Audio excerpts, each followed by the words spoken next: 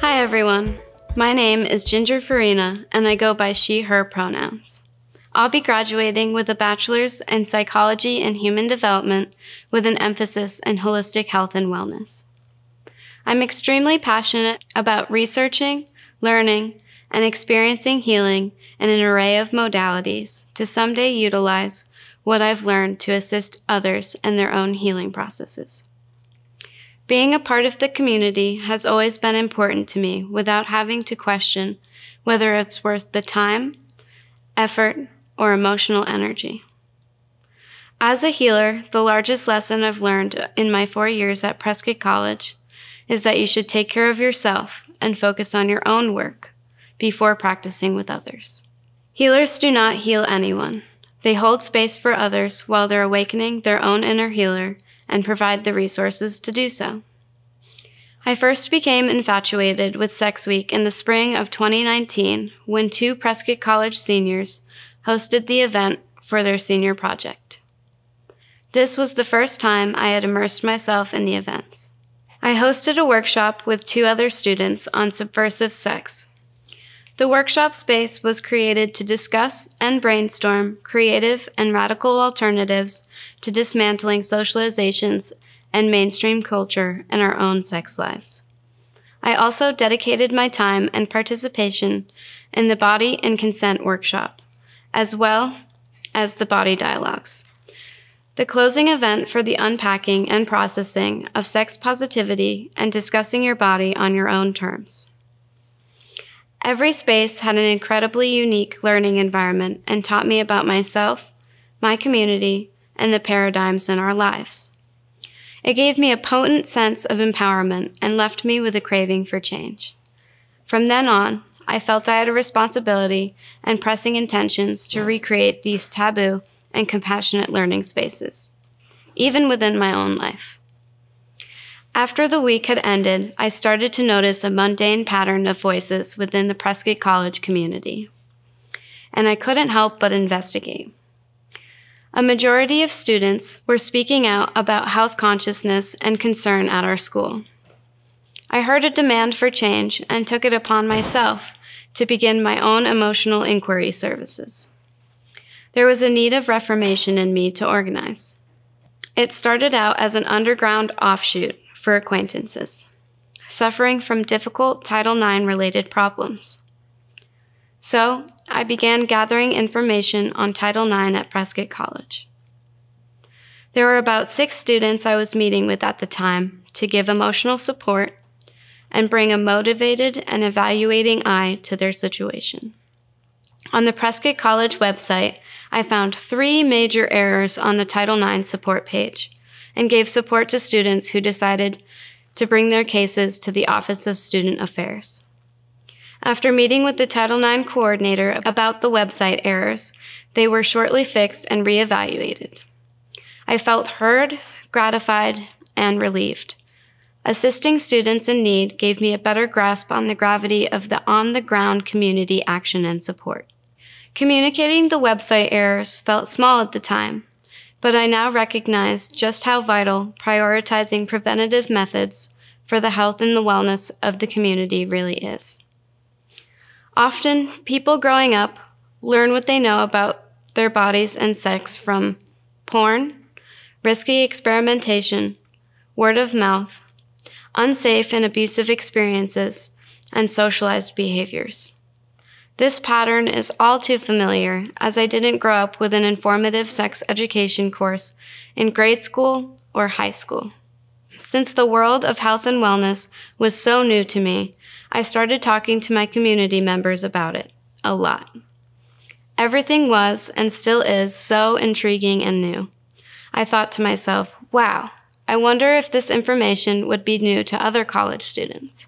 I switched my major from environmental studies to psychology and human development, and every class I've taken from then on birthed stacks of notes and information that I felt could be shared and dispersed throughout the community. Sometimes I can't help but blurt out random sex, body, or psychology facts with excitement, and this is how my passion came to the surface and was realized. This year, in the year of 2021, I was faced with an unusual challenge in facilitating Sex Week. I wasn't expecting the possibility of having to convert a very personal week-long event to an online interactive, as I'd been planning my approach to Sex Week for 2 years. While I was driven to keep the workshops for Sex Week in person, I also prepared to have creative outlets online in case of any COVID-19 flare-ups or shutdowns. Either way, I was determined to share a holistic and educational setting around the body, mind, and spirit. Fortunately, I had the opportunity to continue to have socially distanced and masked workshops on campus.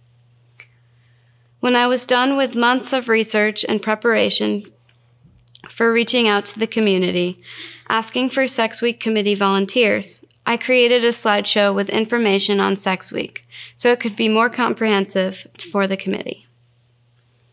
The information consisted of what Sex Week is traditionally, the event objectives, common ground boundaries and goals, workshop inspiration ideas, hotline information, logistics planning, lists of scientific, radical, and artistic frameworks as resources, and an agenda for individuals facilitating an event. The Sex Week committee met once a week for a month to discuss coordinating individual events on an interpersonal level. Prescott College's student engagement coordinator supported me in facilitating as well as planning the logistics behind the scenes. I also submitted a funding request to the Student Union Board for raffle prizes. Each workshop attended granted a student one free raffle ticket to admit to a sex toy of their choosing. The raffle prizes were discounted and some made free by the owner of Oh Babe, a new lingerie and accessory shop. The shop owner also uses the space for community events. Making this connection was an important opportunity for me to collaborate with community resources available. On the first day, representatives from Northland Cares, Yavapai County Community Health Services, and Planned Parenthood came to the college to give free HIV testing, giveaways, informational sex education games, and other educational material. Later in the evening, 3 students represented the Prescott College Performance Lab to share performances about the expression of the body in digital spaces. I also reached out to a woman I've been wanting to meet for quite some time, Cheryl Good. Cheryl is a tantric sex therapist from Sedona, and her work intrigued and inspired me. So, I asked her to come speak about tantric sex at Prescott College on the second day, and she was thrilled. In the morning of the third day, Diana Leone taught yoga for sexual health to bring health and vitality to the reproductive and sexual organs. In the evening of the third day, Take Back the Night was facilitated by a Prescott College student for survivors and supporters of sexual abuse and violence recovery. There were 2 parts to the event, a speak out with creative outlets present, and a march through town to take back the night. On the 4th day, I held a workshop with Diana Leone called The Goddess Array on eroticism, pleasure, and womb wellness.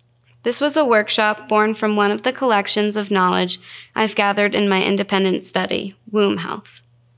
On the 5th and final day, the body dialogues were hosted by a student as an open mic. The mission was to allow a space for students to recite or perform pieces about their bodies on their own terms. After this event, we posted art submissions in the outside classroom for people to look around and discuss the works related to sex, body processing, mental health, spiritual health, and other related topics. The final raffle was also drawn during this last workshop. I felt that my senior project carried the essence of preventative methods for the well-being of the Prescott College community, as well as sparked informative questions and discussions. And with that, I'd like to say to anyone watching that you can create social change, and to not feel hopeless or distraught by the pre-existing paradigms, but to be determined and brave enough to reform them.